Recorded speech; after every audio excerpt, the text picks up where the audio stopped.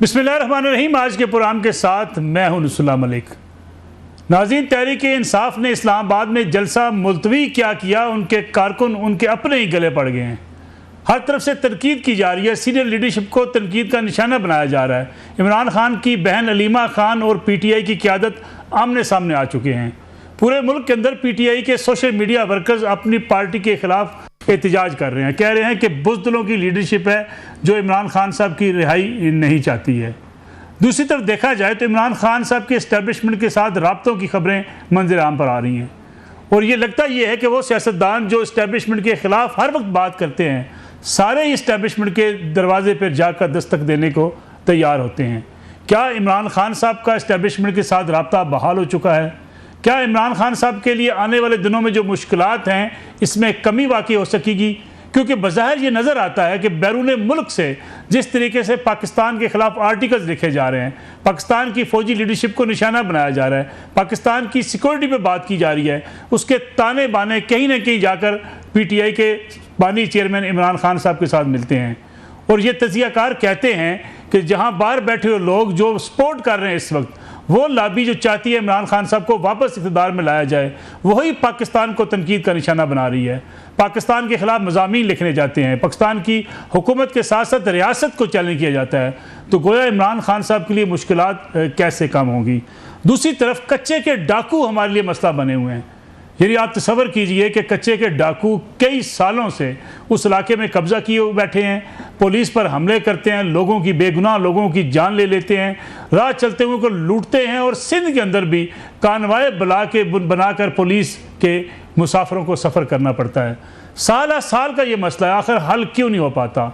अब भी जो ताज़ा तरीन वाक़या हुआ, 11 पुलिस एहलकार शहीद हो गए, 7 शदीद ज़ख्मी हुए। उसके बाद एक ऑपरेशन का आगाज़ किया गया और कहा जा रहा है कि एक सरकर्दा डाकू मारा भी जा चुका है। लेकिन क्या ये मसला इतना अहम नहीं था, किस तरफ तवज्जो दी जाती? कुछ लोग ये भी कहते हैं कि वहाँ मामला पंजाब और सिंध की पुलिस का भी है। दोनों सूबों की पुलिस आपस में कोऑर्डिनेशन नहीं करती, मिलकर ऑपरेशन नहीं करती। कभी वो यहाँ से सिंध चले जाते हैं, कभी सिंध से पंजाब आ जाते हैं। अब देखना यह है कि इस बार तो ऐलान किया गया है कि कच्चे के डाकियों को मुकम्मल तौर पर उनका खात्मा किया जाएगा। क्या हुकूमत उन्हें ख़त्म करने में कामयाब होगी और इस हवाले से कितना संजीदा ऑपरेशन किया जाएगा, इसका भी जायज़ा लेंगे आज के प्रोग्राम के अंदर। और साथ ही साथ पाकिस्तान तहरीक इंसाफ के अंदरूनी इख्तलाफात के साथ ये भी बात करेंगे कि क्या अगर इस्टेब्लिशमेंट के साथ इमरान खान साहब के राब्ते होते हैं तो एक सियासी बेचैनी की जो कैफियत है उसमें कमी आएगी? क्या इमरान खान साहब को कोई रिलीफ मिल सकेगा?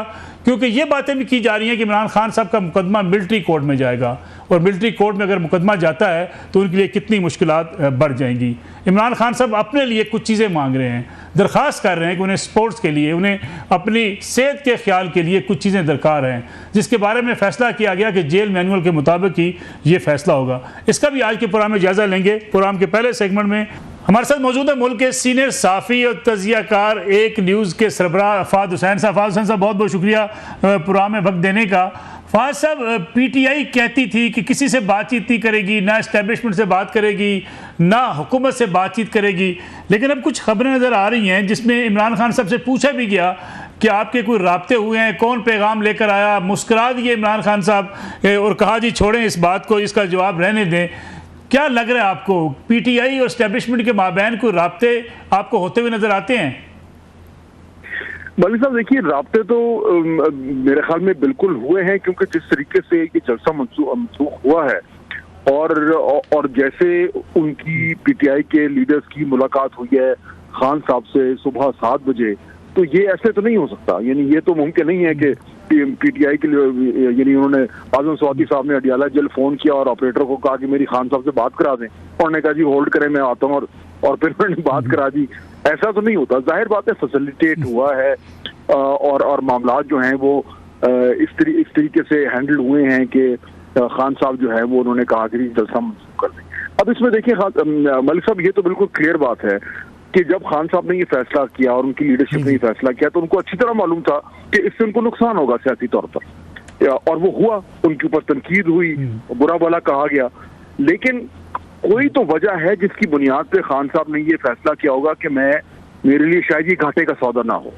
वो क्या चीज थी, क्या कोई मुज़ाकरात हुए, कोई निगोसिएशन हुई, क्या उनको कुछ ऑफर किया गया जिससे कल को उनको फायदा होगा, ये वो तमाम मामला है जो मेरे ख्याल में अभी तक हमें मालूम नहीं। लेकिन मेरे ख्याल में ये बात क्लियर है कि इसमें उनकी इंगेजमेंट हुई है, लेकिन क्या इस्टेब्लिशमेंट का रवैया खान साहब की तरफ नर्म हो रहा है, मुझे इस तरह के कोई इस टाइम अभी तक इंडिकेशन नजर नहीं आ रहा। फाज साहब, कुछ खबरें ऐसी भी हैं कि जो ख़ासतौर पे जलसा था इस्लामाबाद का, उसके बारे में खदशात थे KPK से कुछ ऐसे लोग आ रहे हैं, कलअदम तंजीमों के साथ उनकी वाबस्तगी हो सकती है। खान साहब को इसीलिए ये पैगाम दिया गया कि ये जलसा किसी सूरत नहीं होने दिया जाएगा। खान साहब ने जो पीछे हटने का फ़ैसला किया, सियासी तौर पर उनको नुकसान होगा या खान साहब कुछ माइलेज लेने में कामयाब हो सकते हैं इस बातचीत का? मलिक साहब, मेरे ख्याल में अगर हम खान साहब की जो फैसला साजी का एक ट्रैक रिकॉर्ड देखें तो वो आमतौर पर इस तरह के जो दलाइल होते हैं उनसे वो माइल नहीं होते। जब वो एक फैसला कर लेते हैं तो फिर वो एक तरीके से उसको जिद बना लेते हैं।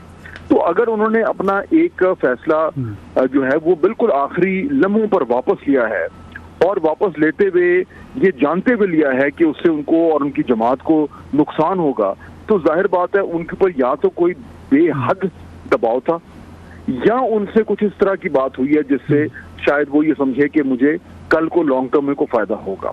लेकिन वो क्या होगा अभी हमारे सामने नहीं है।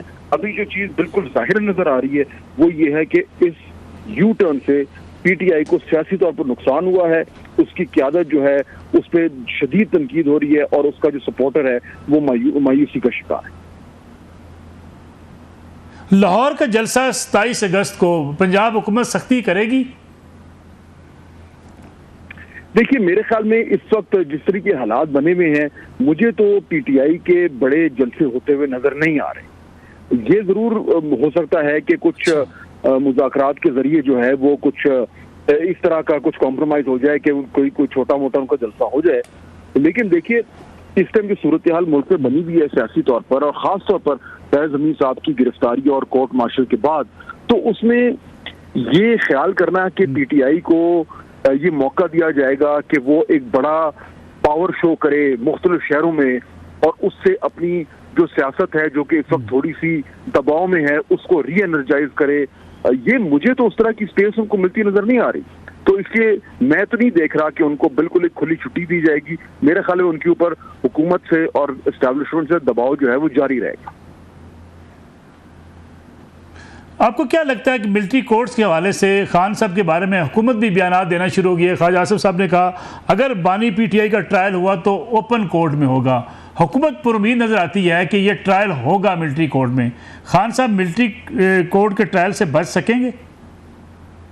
मलिक साहब, देखिए, अगर हुकूमत के आप नुक्ते नज़र से देखें तो उनको तो ये सूट करता है कि खान साहब से तरीके से ट्रायल हो और उनको मिलिट्री कोर्ट के जरिए कोई न कोई सजा मिले, क्योंकि जो सिविलियन कोर्ट्स हैं उसमें तो मामला जो है वो उनको अभी तक तो लग रहा है कि उनको रिलीफ मिलती जा रही है। लेकिन क्या वाकई में ऐसा हो पाएगा, ये बड़ा सवाल है। और मेरे ख्याल में बहुत हद तक डिपेंड करेगा कि फैज अमीन साहब का जो कोर्ट मार्शल है उसमें से क्या निकलता है। मेरे ख्याल में जो इस टाइम जो चहमगोइयाँ हो रही हैं या सरगोशियाँ हो रही हैं या हुकूमती जो वुज़रा हैं वो इस तरह की हिंट्स कराते फिर रहे हैं, वो तो यही है कि जी फैज अमीन साहब का किसी तरीके से ये साबित हो कि वो मे 9 की जो मामला थे उनमें वो मुलविस थे और उस उधर से उनका रिश्ता जोड़ा जाए इमरान खान साहब से और उन शवाहिद की बुनियाद पे इमरान खान साहब को जो है वो मिलिट्री कोर्ट में लाया जाए। ये मेरे ख्याल में हुकूमत की ख्वाहिश तो हो सकती है, लेकिन मेरे ख्याल में जब तक वो ठोस सबूत नहीं निकलेंगे फैज अमीन साहब के कोर्ट मार्शल से, तब तक ये कहना थोड़ा सा कबल ज़ब्त होगा मेरे ख्याल में। PTI की लीडरशिप पर तनकीद ये की जाती है कि जो बाहर लीडरशिप है वो चाहती नहीं है इमरान खान साहब बाहर आए। आपको ये तनकीद दुरुस्त लगती है? मलिक साहब, मेरे ख्याल में कुछ लोग तो जरूर ऐसे होंगे क्योंकि जो ये चाहते होंगे, क्योंकि उनकी दुकान जो है वो चमक रही है जब तक खान साहब अंदर हैं। लेकिन बाय एंड लार्ज मेरे ख्याल में पाकिस्तान तहरीक इंसाफ की क़यादत को और उनके सपोर्टर्स को अच्छी तरह मालूम है कि अगर जब तक खान साहब बाहर नहीं आएंगे उनकी पार्टी की जो हालत जो इस टाइम बनेगी वो वैसी रहेगी। क्योंकि देखिए, खान साहब के बाद सेकंड और थर्ड और फोर्थ और फिफ्थ लाइन ऑफ लीडरशिप तो है ही नहीं। उसके बाद तो बिल्कुल जो है वो मेरे ख्याल में 10वीं लाइन की लीडरशिप आती है। तो इसलिए मेरा ख्याल है ये उनकी ख्वाहिश कम ही लोगों की होगी कि बाहर ना आए। लेकिन क्या वो किस तरह की कोशिशें कर सकते हैं जिससे वो खान साहब को बाहर निकलने में मदद करें? मेरे ख्याल में जलसे जुलूस नारेबाजी और जारियाना किस्म की सियासत से फर्क नहीं पड़ेगा। अगर खान साहब को बाहर आना है तो उसके लिए मेरे ख्याल में पीटीआई को होशमंदी से काम लेना पड़ेगा। वो इस वक्त तक मुझे लेते हुए नजर नहीं आ रहे। फहद हुसैन साहब, बहुत बहुत शुक्रिया प्रोग्राम में वक्त देने का। नाज़रीन, एक ब्रेक का वक्त हुआ है, ब्रेक से वापस आएंगे तो बात करेंगे पाकिस्तान तहरीक इंसाफ के रहनुमा नईम हैदर पंजोथा से, और उनके साथ तशरीफ़ रखते हैं इमरान शफकत साहब, सीनियर सहाफ़ी हैं, तजियाकार हैं। दोनों से जानने की कोशिश करेंगे कि आखिर पीटीआई के अंदर हो क्या रहा है। इल्ज़ामात लग रहे हैं, इस्टेब्लिशमेंट के साथ बातचीत होने की बातें हो रही हैं, क्या पीटीआई इन इल्ज़ामात की मौजूदगी में कोई सियासी फ़ायदा भी उठा पाएगी? इस पर बात करेंगे ब्रेक के बाद।